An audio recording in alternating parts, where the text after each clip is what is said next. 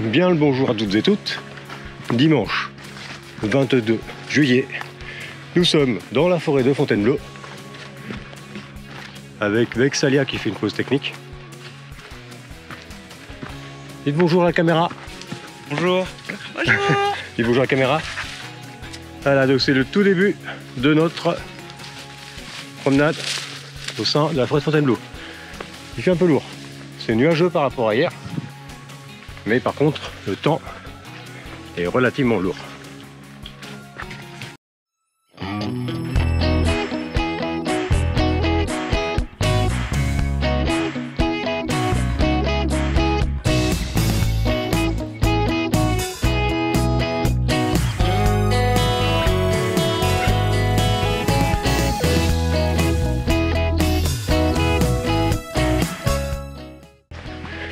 Donc une entrée en forêt avec un joli D+. Ça va être amusant à faire sans gravel. Et ensuite le balisage bleu. Donc ça a bien compris qu'il fallait suivre le balisage bleu. Elle est partie avant nous. C'est bien d'avoir 4 pattes, ça monte facilement.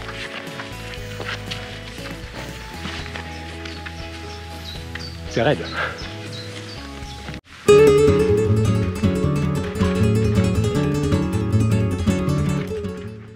Alors pour ceux qui ne connaissent pas Nemorosa, c'est la reine des bois.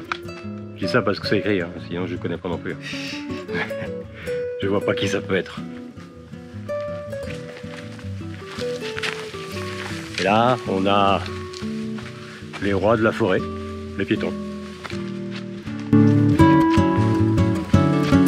Ah oui, très joli par ici.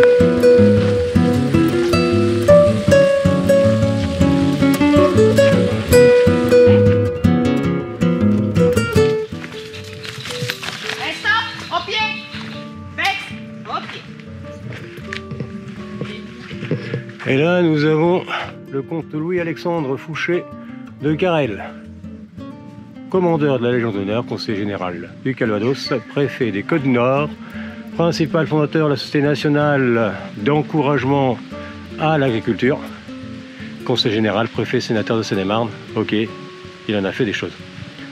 Né en 1826, mort en 1891. Bah, nous, on va continuer. On est parti.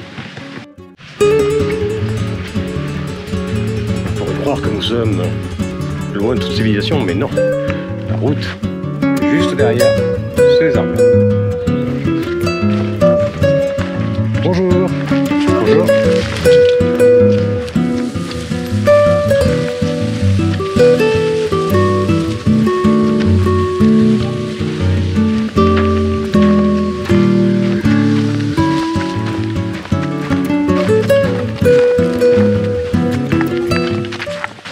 La longe de Vexalia qui est en train de créer un single dans la terre.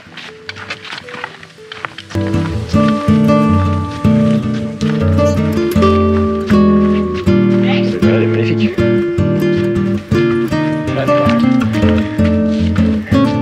Là, Alex, tu en sors.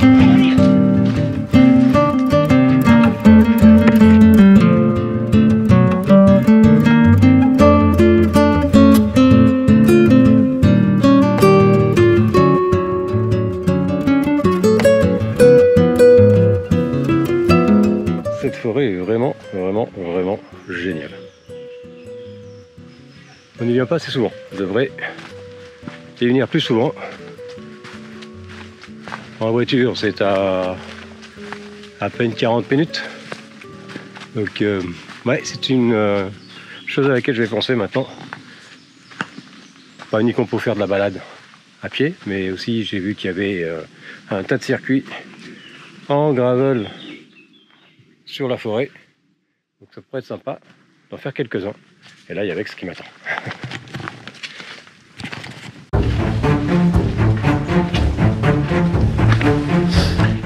Alors une chose est sûre, c'est qu'ici c'est en gravel qui reconnaîtra, parce qu'il y a beaucoup de portage de gravel, de vélo.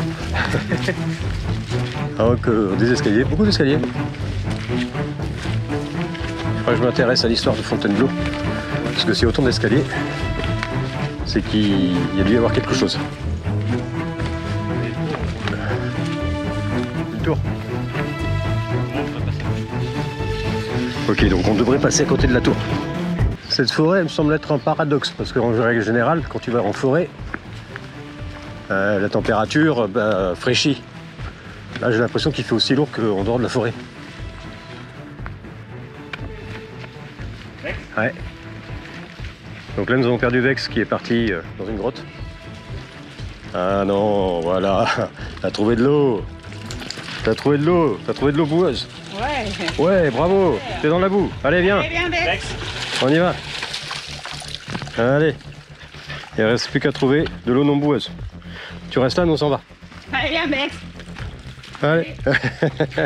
Et ça va bien être le 15e escalier qu'on monte depuis qu'on a démarré le truc. L'avantage que vous avez avec une caméra, c'est que elle n'est pas olfactive, je dis mal à le dire. Parce que là, on est passé à un endroit où les odeurs, on sent que c'est de l'eau qui est là depuis des siècles et des siècles. On y va. En avant.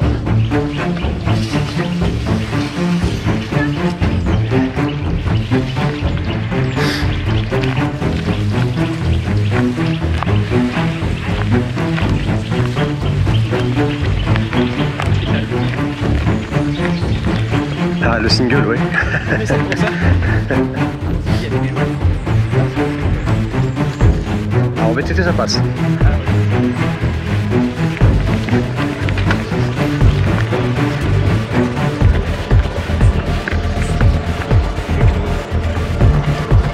Bonjour. Bonjour. Bonjour.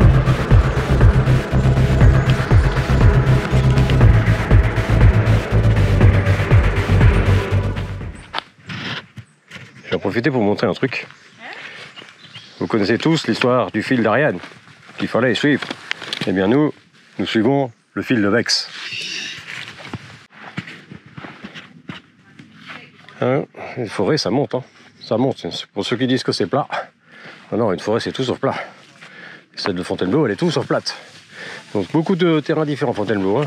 On a de la pierre, des escaliers, de la terre, du sable maintenant. Voilà, mais c'est très agréable. Encore une fois, c'est quelque chose que on va s'amuser à faire un peu plus souvent, à pied ou à vélo. Alors cette scène me fait penser, rien de méchant dans ce que je vais dire, me fait penser à une scène du livre Le Seigneur des Anneaux. Pour ceux qui ont la ref, je vous laisse deviner tout seul. Donc nous sommes à la recherche d'une roche éponge. Ou d'une éponge qui fait roche, ou d'une roche qui sert d'éponge, on ne sait pas trop. Mais voilà, on cherche cette fameuse roche. Bon, toujours pas de roche éponge, mais par contre, le sentier, finalement, il faut être en bonne condition physique, hein, tout de même. Il ne faut pas être fatigué.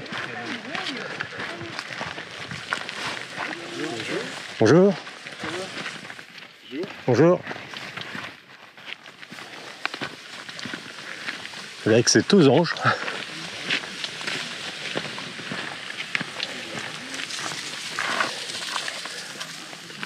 C'est magnifique. Je me répète, mais j'adore cette forêt. Il y fait lourd tout de même, mais j'adore cette forêt.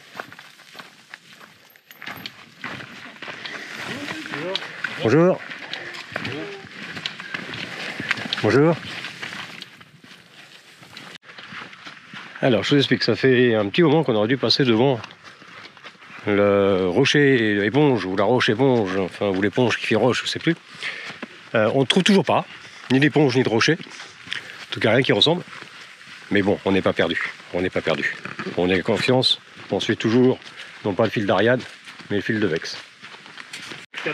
Donc finalement, on a réussi à retrouver, non pas la roche, éponge, mais en tout cas, le sentier, on pensait qu'on était un peu égaré, mais non, le sentier, on a réussi à trouver parce qu'en fait, il faut dire que le plan qu'on a téléchargé de Visiorando est quelque peu, comment dirais-je, évasif. Je voulais télécharger à travers GPX, mais il fallait que je télécharge le logiciel, l'application Visiorando qui est payante, etc. Donc je ne vais pas m'embêter pour ce genre de choses. suis dit on va se contenter du bon vieux papier comme à l'époque. C'est sans compter sur le fait que celui qui a écrit le bon vieux papier, c'est pas un bon vieux lui. Hein. À mon avis, c'est un très jeune qui fait peut-être GPX, mais qui ne sait pas coder un papier. Mais bon, on a réussi. Donc là, on a oublié un petit peu la roche, éponge. Ça tombe bien, il n'y a rien à éponger. Et on est à la recherche d'une tour. Donc Vex, si tu vois la tour, tu fais wouf. Ok.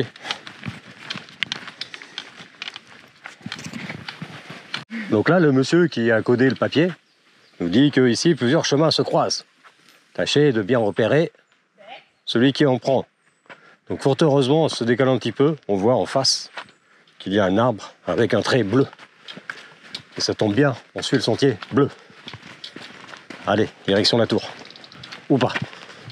Et donc encore des escaliers. C'est bien, ça me rappelle un peu un village chez moi qu'on appelle Rocamadour. Bon, il n'y a pas que Rocamadour, il doit y avoir un tas de villages comme ça où tout est en fait à fond de montagne. Et donc on ne fait que monter des escaliers ou descendre des escaliers. Fontainebleau, on monte des escaliers, parfois en béton, parfois fait de racines, et on en descend. Toujours pas de tour. Et là nous sommes sur la voie romaine qui mène à Rome. Je m'attends dans un instant à l'autre à voir les centurions sortir d'une tour ou d'une roche éponge.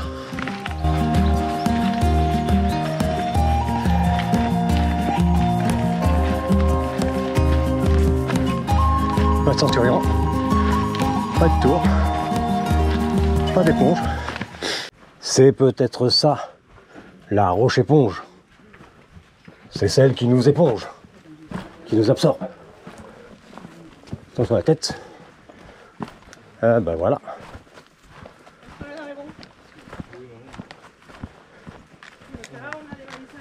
Ah, le bleu a quelque peu jauni. Mais nous avons encore du bleu ici. Ouais, bleu. Parfait, bleu. Oui, on a mangé là-haut la dernière fois, oui, tout à fait. On était venu ici il y a 2 ans, je crois. C'était après le confinement. Pour être plus exact, après le déconfinement. Le second déconfinement. On était venu ici et on avait mangé quelque part par là, effectivement.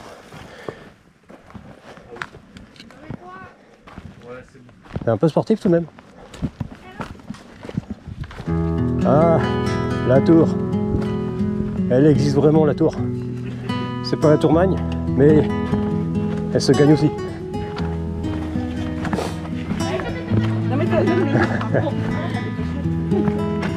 Vex qui voulait taxer à manger, donc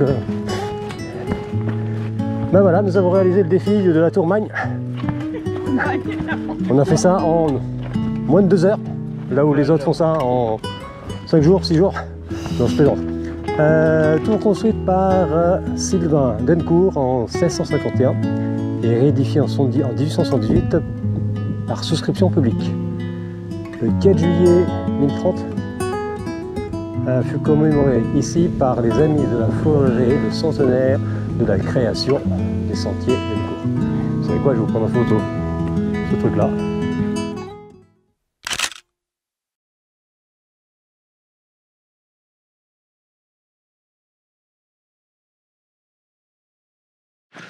Allez, nous montons des escaliers. La photo escalier. Ah, attends, la photo escalier. Arrêtez-vous. Arrêtez-vous. En fait, nous avons... Voilà, nous avons en fait une habitude, c'est qu'à chaque fois qu'on visite un endroit où il y a des escaliers assez élevés, comme c'est le cas là, eh ben on fait une photo. Voilà, bravo.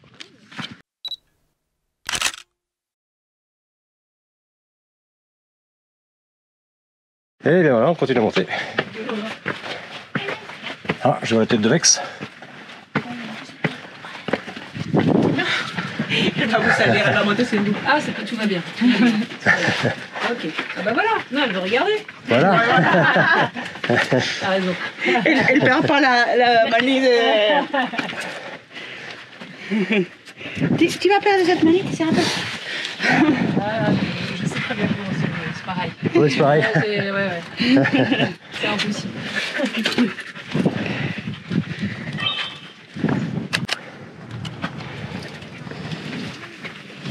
Et il fait bon. Oui, ici, oui. Bonne journée. Merci de même. Un petit panoramique de ce que l'on voit depuis cette tour qui n'est pas, je le rappelle, la tour Magne.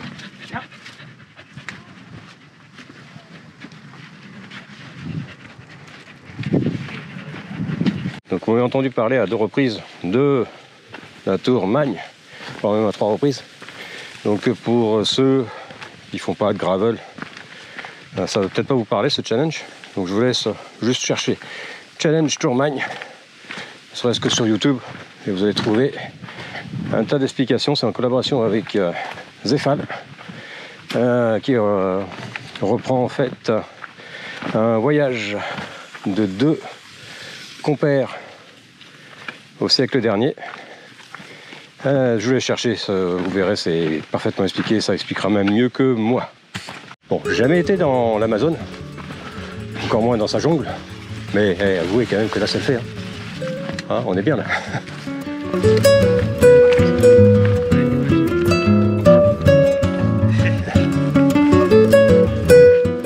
Donc nous avons des Indiens qui sont passés par là.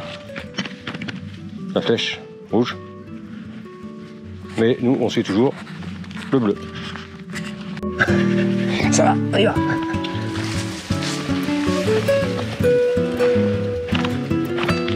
Tu vas trop vite, Vex. On n'a plus 20 ans. On n'a plus 20 ans, Vex.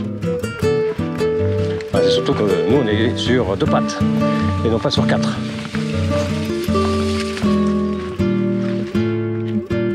Alors, Rami, il y avait des pistes, voire même gravelistes, qui suivaient parfois les pistes d'autres vélos dans les tracés, en fait, dans la terre ou le sable. Méfiez-vous, parce que là, je vois que depuis tout à l'heure, nous avons Vexalia avec sa longe qui nous fait des traces qui pourraient ressembler à des traces de roue. Mais si vous suivez cette piste-là, vous risquez de vous faire quelques petites frayeurs. Bon, ça, on peut rappeler ça peut-être le rocher éponge. Il y a des trous, hein? Non, de toute façon, on l'a raté le rocher éponge parce qu'il était avant la tour Magne, qui n'est pas la tour Magne. Du coup, j'ai oublié comment elle s'appelait, Délicourt. C'est pas grave, j'ai pris la photo, donc je pourrais le mettre sur la vidéo. Donc, finalement, on n'était pas perdu. Hein. On s'est plutôt bien débrouillé. Ça, c'est magnifique. J'en perds ma voix. Ça vaut une photo.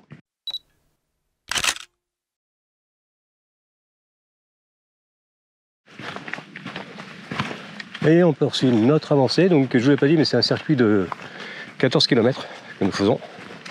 Donc, une belle petite balade. Hein. Elle se fait en 4h, 4h30. Je ne sais plus combien de temps il donne. Donc, alors, c'est toujours un peu exagéré les temps. C'est toujours exagéré sur le chiffre le plus élevé. Normalement, c'est rarement le chiffre le plus bas qu'il donne. C'est bien un truc qui est dégueulasse. C'est vous êtes en forêt, s'il vous plaît. Respectez. Hein? C'est dommage, je n'ai pas ramassé parce que je n'ai pas ce qu'il faut pour ramasser, mais je ne sais pas si ça s'entend, je suis légèrement enrhumé. Donc depuis tout à l'heure, je me mouche. Les mouchoirs finissent dans ma poche, non pas au sol. Ils finiront dans une poubelle une fois que je trouverai une poubelle. Donc un peu de respect, s'il vous plaît, messieurs, dames. Hein? Un peu comme ici. Encore du papier. Bravo. Alors, je ne suis pas du tout croyant, mais Dieu soit loué. Alléluia, je ne sais pas ce qu'on dit. Voilà. Nous avons trouvé la roche éponge. C'était un piège. Elle n'était pas avant la tour. Elle était après la tour. Ou avant, mais tout dépend de quelle sens on prend le chemin. Voilà la roche éponge. Elle a tellement épongé qu'elle est devenue calcaire, la roche. Depuis le début, Vex emprunte systématiquement le bon sentier, sans qu'on lui dise quoi que ce soit. Donc on s'est pris la réflexion, et la seule explication logique qu'on puisse y voir, c'est qu'elle suit à l'odeur les traces de ceux qui sont passés par ici avant nous. Sinon, elle a compris que peut-être qu'on suivait un truc bleu et elle a cette intelligence pour repérer les trucs bleus. J'opte pour la première hypothèse. Un petit amoncellement de pierres, différentes tailles, différentes formes. Il y en a qui ont des formes extraordinaires. Ça pourrait presque faire penser, en fonction de là où on se met, à un pied d'éléphant. Ouais, et éventuellement pied d'éléphant. Bon, on va continuer. Ça descend un peu, il y a avec ce qui m'attend. Allez, où Fifi? Allez, je laisse la caméra tourner, comme ça si je me casse la gueule, ce sera du direct. Eh ben non, je tiens bien sur mes guivolles. Et nous voici dans une forêt de fougères. Elles sont magnifiques, elles sont bien vertes. Elles n'ont pas encore toutes cramées. Alors certaines ont bien cramé quand même. Hein. Ouais, le soleil est passé par là tout de même.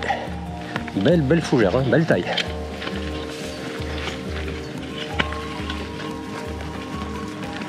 Un vex? Ouais, ça va. Ouais.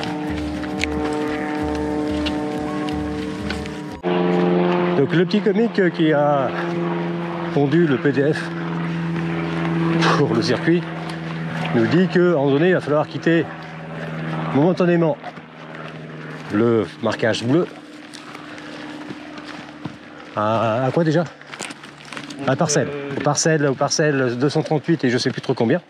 Le souci, c'est que je n'ai pas acheté de parcelle, moi, ici. Donc je suis incapable de savoir où se trouve tel numéro de parcelle. Donc j'espère tout de même que ça a été indiqué.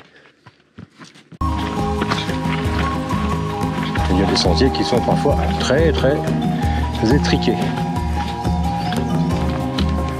Et notre ami quatre pattes s'éclate comme une petite folle.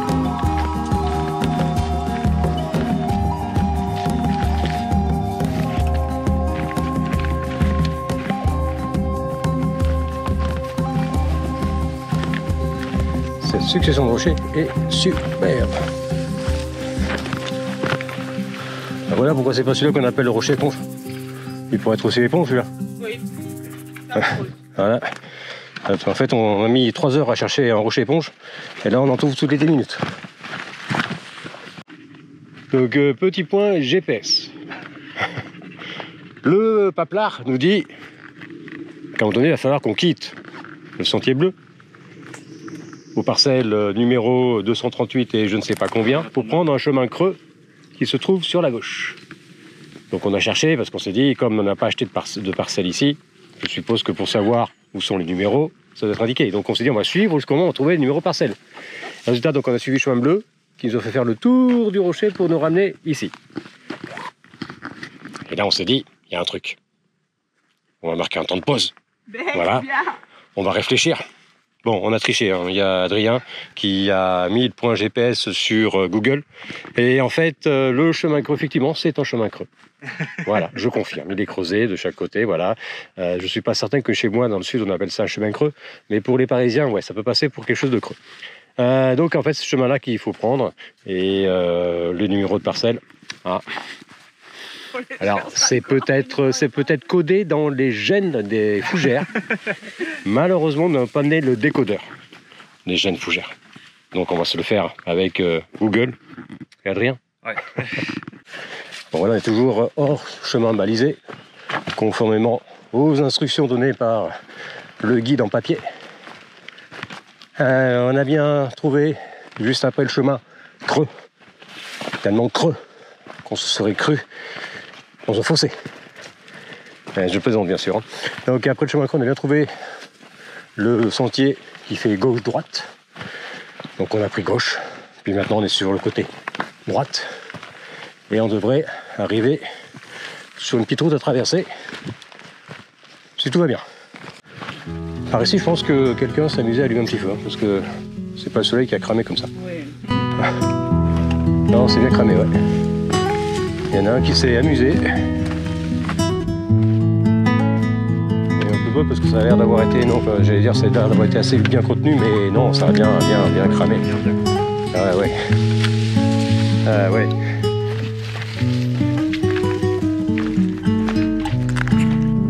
On est parti. Ouais.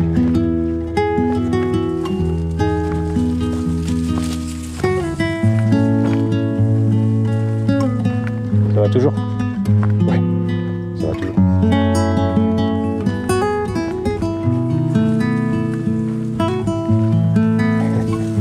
Voilà, elle devine toute seule. Bon là, c'était assez simple peut-être.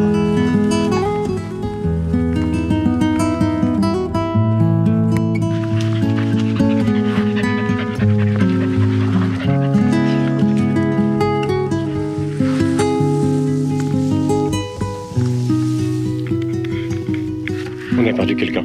Ouais. Rex, elle est où la maîtresse? Elle est où? Hein? Elle est où?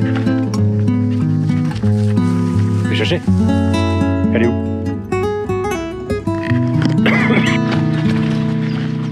Toujours dans des petits sentiers étroits. Cette fois, nous avons de la racine bien apparente. Avec celle-là qui a décidé de faire demi-tour. Rex? Voilà, nous avons retrouvé Vexalia. Et on est parti, donc on est déjà à 7 km de fait, plus de 7 km de fait. Donc la moitié est faite. Ce truc c'est que on n'a pas embarqué assez d'eau avec nous. C'est bon parce qu'à vélo je tombe jamais en rupture. Mais là, enfin, je tombe jamais en rupture parce que je sais où me reposer quand je suis sur le vélo. Ici en forêt malheureusement, des points d'eau potables, il n'y en a pas des masses. Mais bon, ça va le faire. C'est pareil.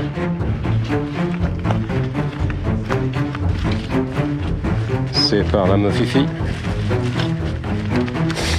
Hop. On va croiser un restaurant. Pour en prendre de l'eau. Allez, Alex. On va au restaurant. Ouais, encore une grotte, t'as vu? Et attention à la tête. Hop là. Ça passe. Bon, ce qui est clair, c'est que c'est pas un parcours pour débutants ce circuit tout de même. Ça va être une petite boucle de 14 km. Il y a un D+ assez conséquent. Et puis, des endroits qui sont plus galères que d'autres. Donc il faut avoir une certaine condition physique tout de même. Je crois que nous arrivons sur un sentier qui s'élargit considérablement. Je pense que c'est le sentier le plus large que l'on va rencontrer et suivre sans doute depuis qu'on a commencé cette petite randonnée.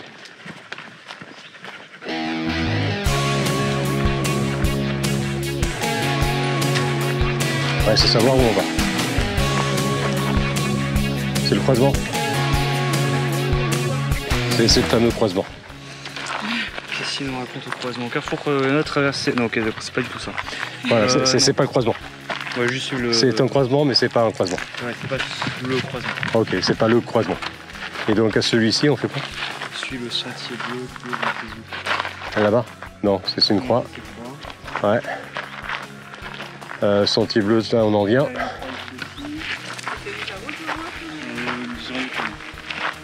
Genre c'est même pas un point d'intérêt ici. Allez, on vient. Ouais. Et on vient de là. C'est pas là. Hein. Non. Oui, c'est là où on vient.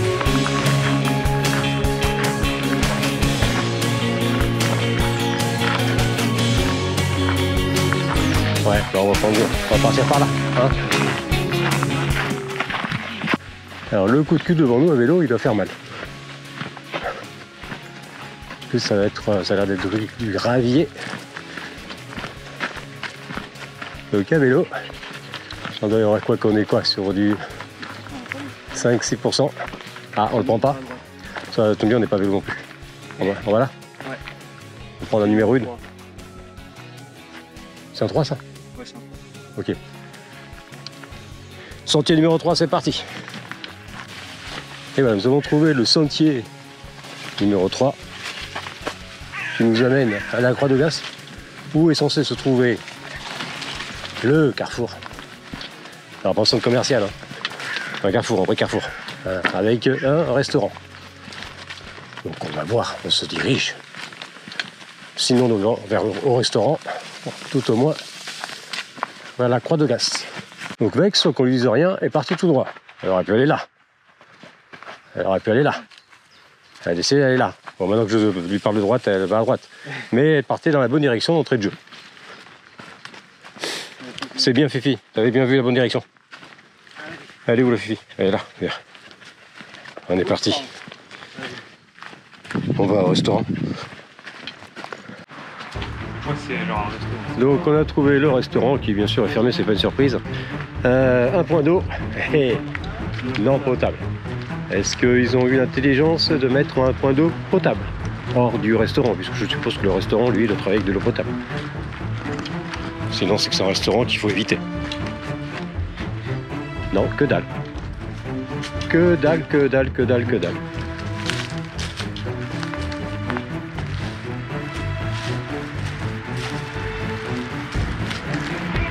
Bon, bah, concernant Fontainebleau, il y a quand même encore des progrès à faire pour les randonneurs. Ouais. C'est parce que tout le monde ne randonne pas en semaine, quand tout est ouvert. Beaucoup randonnent le week-end, pas tous le samedi, parce que c'est leur premier jour du week-end, ils ont des choses à faire. Donc il y a des choses à faire. Hein, un point d'eau potable, ce serait bien, il faut y penser. Donc au vu de notre problème en eau, nous avons décidé de quitter le sentier de randonnée pour retourner sur la gare d'Avon, où c'est stationné la voiture, et où on est sûr de trouver au moins les toilettes de la gare ouvertes. Donc c'est dommage, mais c'est ainsi. Alors on était au courant que sur forêt, il est difficile de trouver des points d'eau. Mais je n'aurais jamais imaginé qu'un restaurant mette une sortie d'eau hors restaurant qui soit non potable. Donc du coup, petit sentier trouvé sur Google qui nous ramène hors route sur la gare d'Avon. On est à peu près à maintenant un quart d'heure de marche. Donc ça va le faire. Avec ceci, commence à en avoir marre un petit peu. Ici, la route du Buffon. Ici, la route du Calvaire. Et je suppose que c'est parce que là-bas, on distingue. Ouais, c'est un calvaire. Ok. Voilà. Et c'est un calvaire dans tous les sens du terme. Hein. En termes d'eau, c'est un calvaire. Je ne me répéterai jamais assez. Dans un restaurant, il est admissible que le point d'eau externe soit non potable. Oui, pour arriver à côté de la gare. Voilà, 13 minutes pour aller à côté de la gare, me dit notre GPS humain. Voilà. Donc là, on est sur une... Alors chez moi, dans le sud, on appelle ça une départementale. Mais ici, non, c'est pas le cas. Apparemment, cette route ne sert plus aux voitures. Donc c'est pas plus mal. C'est tellement étroit que je pense qu'il y a dû y avoir des accidents du temps où ça servait pour les voitures. Donc voilà, c'est la première fois depuis le début de la journée qu'on a du bitume entre deux forêts. Curieusement, le fait d'être sorti de la forêt même de Fontainebleau, il fait moins humide, moins lourd. Mais dans l'ensemble, on n'a pas eu les chaleurs qui étaient annoncées par Météo France, aussi bien hier que du reste qu'aujourd'hui. Vous savez quoi? Il y a un escalier ici. Et ici, on a retrouvé le chemin bleu. Allez, on redescend l'escalier.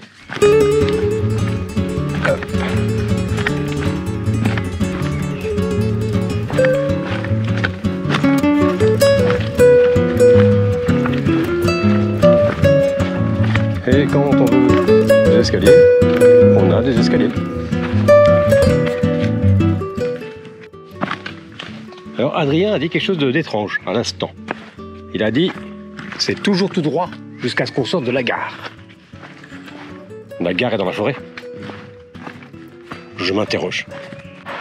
Alors je ne pensais pas m'entendre dire ça un jour, mais je suis heureux de retrouver la civilisation. En plus, je crois que là, il y a un bar qui est ouvert. Il y a un truc d'ouvert. On va pouvoir boire un coup. merci, c'est par la fenêtre. Alors, je reconnais Et il est ouvert. Bravo, oui, c'est normal, c'est le terminus. C'est le bar, le café-bar de la gare. Et ben on va aller boire un petit coup. Et on va en profiter pour remplir nos bidons. Ça fait du bien de boire. Même Dex, c'est enfilé un bol complet d'eau. Donc, débrief de ce parcours. Parcours sympa. Voilà, parcours sympa, exigeant. Mais pas beaucoup. Le codeur papier, il faut qu'il réapprenne son métier, parce que là, pas bon. Voilà. Et non, le seul bémol dans ce parcours, ça a été le fait de ne pas pouvoir se réapprovisionner en eau. Donc, après, vous me direz, c'est un peu de votre faute aussi. Hein. On n'a pas embarqué assez de bidons, certainement. On était avec 2 bidons chacun, et sachant qu'il y a un chien qui va aussi, donc on n'a pas été assez prudent à ce niveau-là.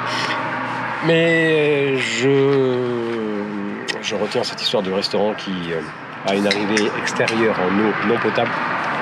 Ça, je trouve ça lamentable. Surtout, je suis persuadé que dans ces toilettes, les chasses d'eau sont à eau potable. Prêt à le parier. Donc, à part ce point noir, non, effectivement, très bien. Voilà, à refaire. Ouais. Le mot de la fin. Voilà, c'était le mot de la fin. Voilà. Ciao, bye, à bientôt.